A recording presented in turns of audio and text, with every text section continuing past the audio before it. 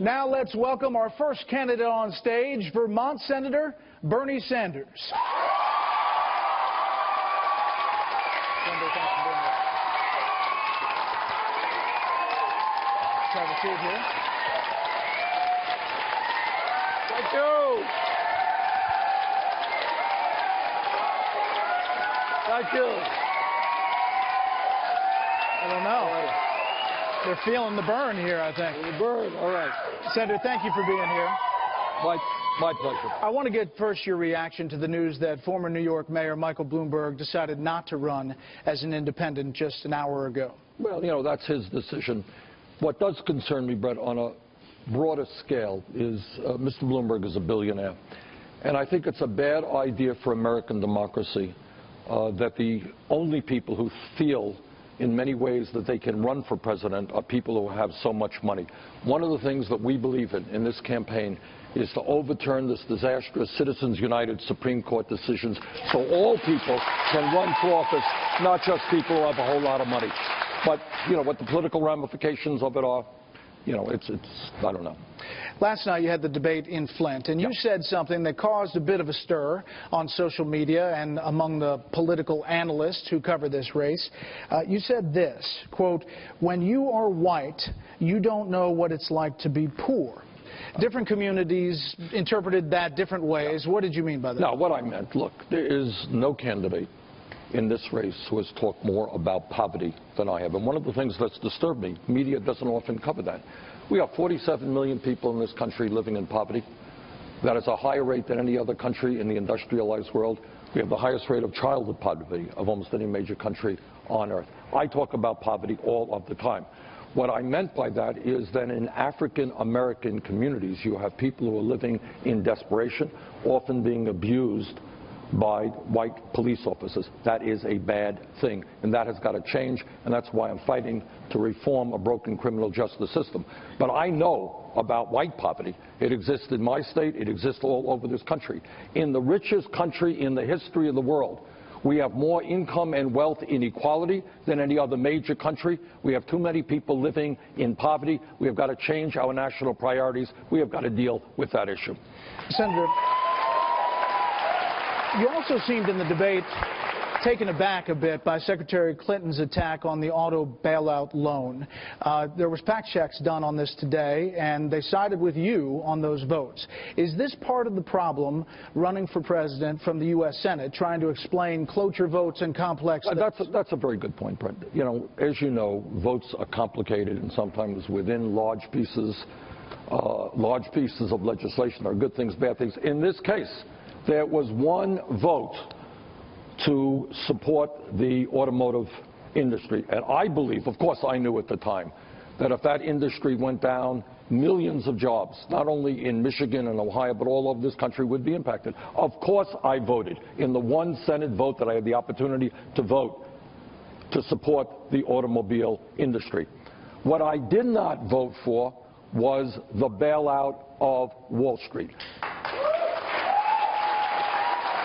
And that is essentially what Senator Clinton was talking about. She did vote for that. What I proposed, and I lost by what they call a voice vote, is to ask the wealthiest people in this country to pay a surtax. They were the people, by and large, who benefited from the illegal behavior of Wall Street.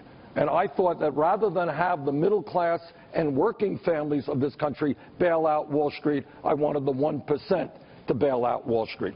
Senator, there is widespread bipartisan agreement that programs like Medicare, Social Security, and Medicaid are the main drivers of our rapidly increasing national debt, now approaching $20 trillion, as you know. Without reforms of these programs, they say that we're heading for a debt crisis. You have the Congressional Budget Office, among others, projecting last year that spending on these programs and interest on the debt could consume all annual tax revenue by 2031, meaning we wouldn't have money for national defense and poverty programs and education and the like. You have a big tax increase planned, but you also plan to spend some $18 trillion on programs. So how do you prevent a debt crisis? Okay. Number one, of that $18 trillion, much of it is being spent to have the United States join the rest of the industrialized world in guaranteeing health care to all people. And what that means is that, in fact, the average middle-class family, see, what that 18 trillion supposedly does not include is the fact that that middle-class family in the middle of the economy would save about $5,000 a year on their health care costs. That's part of our Medicare for All program. I happen to believe, and I know not everybody agrees with me, I believe that health care is a right of all people. I believe that there is something wrong when we are spending... Excuse me, where did that right come from in your mind? Being a human being. Being a human being. And what I believe, Brett, you may disagree with me, I believe that if she is poor and you are rich, she is entitled to the same quality health care that you have because she's a human being. But in any case, when we talk about our health care system, this is important to know.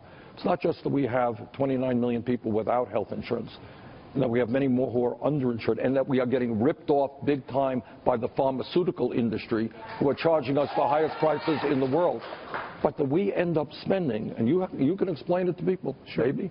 Why do we spend 3 times more than the British do per person for health care? Why do we spend 50% more than the French? And why do we pay the highest prices in the world for drugs? But, Senator, you're talking about health care there, but my question was about the federal debt. Currently, we're at $19.1 trillion. Yeah. The latest CBO baseline shows gross federal debt projected to rise by $10 trillion by the end of FY 2016, and the end of 2026, $29.3 trillion at the end of 2026. But, Brett, I raised the issue because of that 19 that you were talking about, 15 was for health care.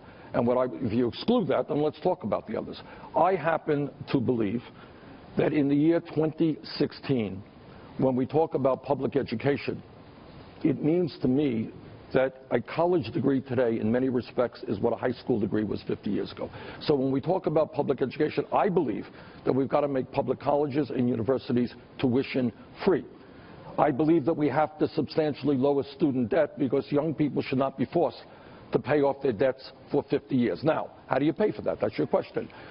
You know, when the illegal behavior on Wall Street caused this country to collapse into the worst economic downturn since the Great Depression, the United States Congress, against my vote, Hillary Clinton and I disagree, she voted for it, I voted against it, but in any case, Congress passed a bailout. Well, you know what I think? I think right now we should impose a tax on Wall Street speculation. I think it's Wall Street's turn to help the middle class of this country pay for public culture. So we pay for it. My point is we pay for that. Let me just, we'll finish up here and get to our questioners. One of the most interesting trends to emerge from the exit and entrance polls this year so far is which of you is honest and trustworthy. In state after state, for voters who value honest and trustworthy as the top priority, there's a massive gulf between you and Senator Clinton. Nevada, 82-12. New Hampshire, 92-6. Iowa, 83-10. In 5 of the Super Tuesday states, you had an advantage on this question. So do you share the concerns of your supporters that Secretary Clinton is not honest and trustworthy? Well, I will let the people of the United States make that decision, but this is what I will say, which makes me very, very proud. As you know, on Super Tuesday, my own state of Vermont voted. And essentially, the people who know you the best are your own neighbors. And I've represented Vermont in Congress now for 25 years. I am very proud that I received 86% of the vote in my home state. Let's go to our first questioner. Senator, this is Clark Dawood. He's an Occupation Development Officer for Henry Ford Systems. Clark. Hi, thank you. My question has to do with, I'm a first-generation Chaldean American, and I watch what happens in the Middle East. I'm personally, as well as just as a person, horrified because that's where my father is from. Left unchecked, ISIS is going to perpetuate genocide on a number of religious minorities in that area, and I'm wondering how you, in your foreign or your military policy, will address that crisis. Thank you very much for that important question. All of us, I think, can agree that ISIS is a barbaric organization that has to be destroyed. The question is, how do we do it most effectively? One of the differences between Secretary Clinton and myself is I voted against the war in Iraq. She voted for the war in Iraq. And in many ways, a lot of the turmoil and the instability that we're seeing right now resulted from that disastrous decision. The lesson that I have learned from the war in Iraq is that the United States cannot and should not do it alone. We have got to work in coalition. King Abdullah of Jordan, I think, made a very profound statement a couple of months ago, and he said, you know, what's going on there right now is a war for the soul of Islam. And the people who have got to most effectively deal with that issue are the Muslim nations themselves. They are the ones on the ground who are going to have to destroy ISIS. And I agree with that. I will do everything that I can to keep American troops out of perpetual warfare in the Middle East.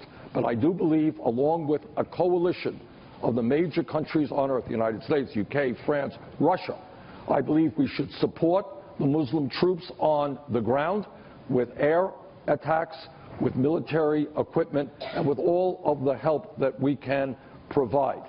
But it should not be our troops on the ground for many, many reasons. Senator, if I could follow up, do you think what's happening to Christians in the Middle East should be classified as genocide? Look, what's happening to Christians in the Middle East, in that area, is horrific. What is happening to Muslims is horrific. It is disgusting. And I don't know that we have to put a word on it. But when you have a group, I mean, what can we say about these people? They are killing children because they are going to school, girls who are going to school. They're putting girls in sexual slavery. This is barbarism. And together, in coalition, we have got to destroy ISIS. Senator George Jackson is self-employed. George? Hey, George, how are you? Hi, Senator Sanders. I'll speak for the American public. You're much more honest than Hillary. Also a Trump supporter. My question to you is, you talk about the rich, and by taxing the rich to help our economy, wouldn't that hurt those rich business owners that help create jobs? Well, George, good question. I disagree with you in this sense. We got to put into context what's happened in the last 30 years. And what's happened in the last 30 years, as you may know, you can tell me if you disagree with me, but the facts are there has been a massive transfer of wealth from the working class and the middle class to the top 1/10 of 1%. And right now we have seen a doubling of wealth owned by the top 1/10 of 1%. 1/10 of 1% now owns almost as much wealth as the bottom 90%. You talk about corporations and job creation. Almost all of the major corporations in this country, do you know what they've been doing in the last 30 years? Do you think they've been creating jobs in America? No, they've been creating jobs in China and Mexico. And one of the strong differences of opinion that Secretary Clinton and I have helped lead the opposition against every one of these terrible trade programs. NAFTA and permanent normal trade relations with China. I don't believe American workers should be forced to compete against desperate people around the world who are making pennies an hour. And if elected president, George, I am going to change those trade policies. Corporations are going to invest in America, not in China. But to answer your question, I do not believe in trickle-down economics. I do not believe that if you give tax breaks to the rich and large corporations, suddenly it's going to come down and help working families. What I do believe in is that we got to put more money into the hands of working families. How do you do that? You raise the minimum wage to a living wage. You know, I was in Flint, Michigan, well, obviously last night, but on several other occasions. Our infrastructure, and it's not just, George, it's not just Flint, where kids are drinking poisoned water. It is all over this country, our roads and our bridges and our airports. Why is it that in the wealthiest country in the history of the world, our infrastructure is collapsing? So I believe we should do away with tax loopholes. You can argue with me. I don't think it's appropriate that you have major corporations making billions of dollars a year, stashing their profits in the Cayman Islands and Bermuda, and you know what they end up paying in a given year? They don't pay a nickel in federal taxes. I think they should pay taxes. I think we use that money to rebuild our infrastructure. We create 15 million jobs over the next 10 years. So I think you and I have a difference. All right, Senator. Next questioner is Dr. Swati Dutta. She joins us. She is a physician. Doctor? Doctor. Hi. I wanted to ask you to articulate the benefits of your health care plan to the American people and then explain the transition from the current system to what you envision. Okay. I have believed my entire adult life, as I just said to Brett, that health care is a right of all people. Now, I know Secretary Clinton is suggesting that if we go from the Affordable Care Act where we are today, I'm going to dismantle the entire health care system. Children will lose the CHIP program. Elderly people will lose Medicare. That is absolutely, of course, total nonsense. But this is what I believe. Every other country on earth, as you may know, has a national health program of one kind or of another. And right now in America, we have 29 million people who have no health insurance at all. What I believe in is we have a program called Medicare, which needs improvement, but is a popular and important program for senior citizens. What I believe, simply stated, is that program should be expanded to all Americans. And when we do that, we make our health care system much more cost effective, because we end a whole lot of administration. If you are a physician, my guess is you spend half your life arguing with the insurance companies. Is that right? And you got people out there filling out forms. Every person in the room has private insurance, filling out forms. The reason that we are so much more expensive than other countries is that we have huge bureaucracy in the healthcare system, and we pay much, much too much for prescription drugs. So to answer your question, I believe that we move in a Medicare to a Medicare for all healthcare system. More cost effective, covers everybody. Well, doctor, let me just ask you, are you worried? Are you worried about the transition? Is that the genesis of your question? Well, what would be your concern? Well, I've heard a number of other candidates just say we're going to repeal Obamacare, we're going to change this, we're going to do this, but we've got a current system, right, and I just don't see how you make the leap from where we are to where somebody else wants to be. Well, that's what Secretary Clinton is trying to frighten people about. As somebody who has spent my entire life fighting for universal health care to cover everybody, I assure you that we're not going to leave anybody out. The point is to cover more people. One of the problems, doctor, and you can disagree with me or not, we talk about 90% of Americans having insurance. That's a good thing. We made progress under the Affordable Care Act. I'm on the committee that helped write the Affordable Care Act. We have made some good progress. But, as you well know, we got millions of people in this country who may have health insurance, but they are underinsured with high deductibles and high copayments. Let me make a guess that there are people who walk into your office who are much sicker than they should have been because they didn't go into your office because they either had a high deductible or no insurance at all. That's pretty crazy stuff. I want every American to be able to walk into the doctor's office when they should. And I do not want to continue to see 1 out of 5 Americans not being able to afford the prescription drugs their doctors prescribe. I don't want to see elderly people cut their pills in half.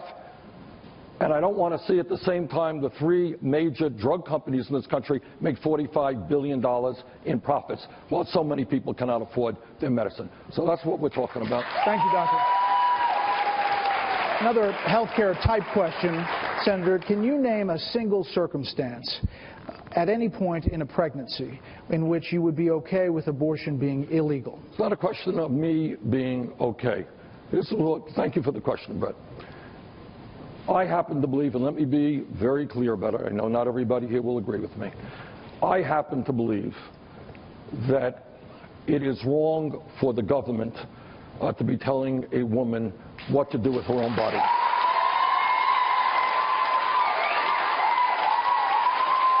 I believe, and I understand there are honest people. I have a lot of friends, some support it, so some disagree with me. They hold a different point of view, and I respect that.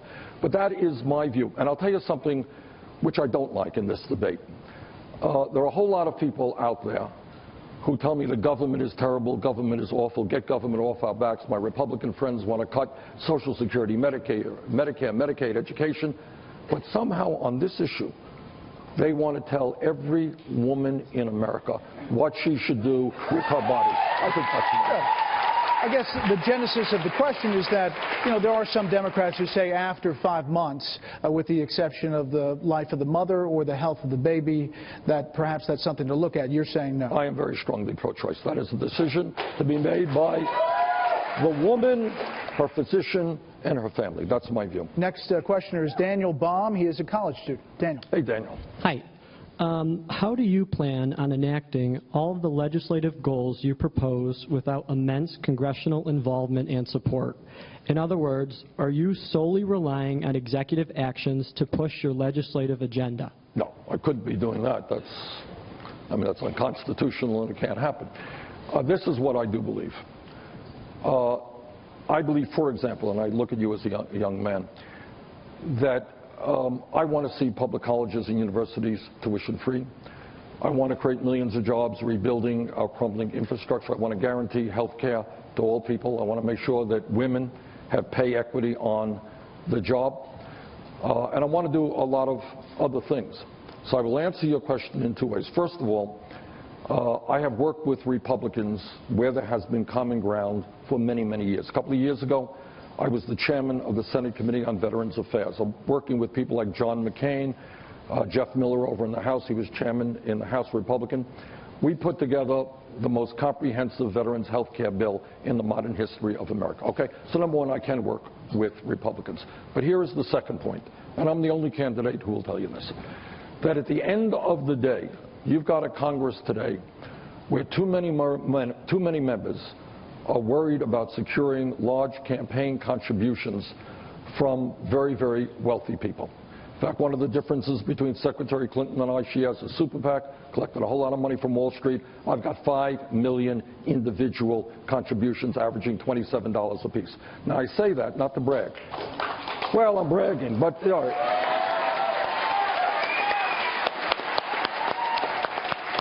that what goes on in Washington now is Congress is not listening to you.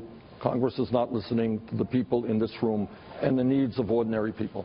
Congress is listening to Wall Street, to multinational corporations, to large campaign contributors. And what I have said throughout this campaign, and I repeat tonight, no president, not Bernie Sanders or anybody else, can do it alone.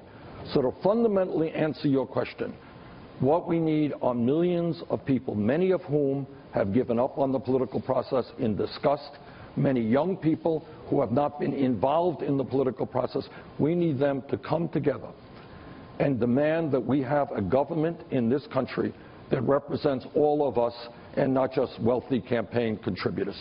But thank you, Daniel. To follow up on Daniel, I mean, you have some bold prescriptions for the country. Yes. And you're dealing with, right now, a Republican Congress. So how do you convince that Republican Congress to do exactly opposite of what they believe? In two ways.